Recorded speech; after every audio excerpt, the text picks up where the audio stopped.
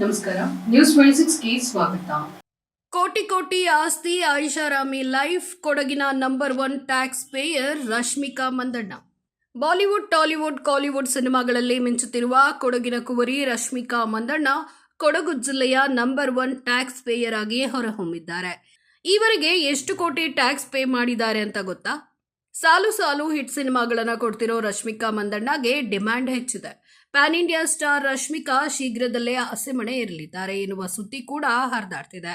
ನಟ ವಿಜಯ್ ದೇವರಕೊಂಡ ಜೊತೆ ಗುಟ್ಟಾಗಿ ಎಂಗೇಜ್ಮೆಂಟ್ ಕೂಡ ನಡೆದಿದೆ ಎನ್ನಲಾಗ್ತಿದೆ. ಟಾಪ್ ನಟಿಯರ ಲಿಸ್ಟ್ನಲ್ಲಿ ಸೇರಿರುವ ರಶ್ಮಿಕಾ ಭಾರಿ ಸಂಭಾವನೆ ಪಡೆಯುವ ನಟಿಯರಲ್ಲಿ ಒಬ್ಬರಾಗಿದ್ದಾರೆ.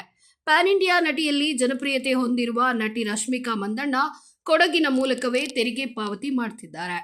ರಶ್ಮಿಕಾ ಮಂದಣ್ಣ LLP ಹೆಸರಿನಲ್ಲಿ ಆದಾಯ ತೆರಿಗೆ ಪಾವತಿ ಮಾಡ್ತಿದ್ದಾರೆ ಅಂತ ವರದಿಯಾಗಿದೆ. ಈವರೆಗೆ ರಶ್ಮಿಕಾ ಮಂದಣ್ಣ LLP ಹೆಸರಿನಲ್ಲಿ 4.69 ಕೋಟಿ ರೂಪಾಯಿ ಆದಾಯ ತೆರಿಗೆ ಪಾವತಿಸಿದ್ದಾರೆ.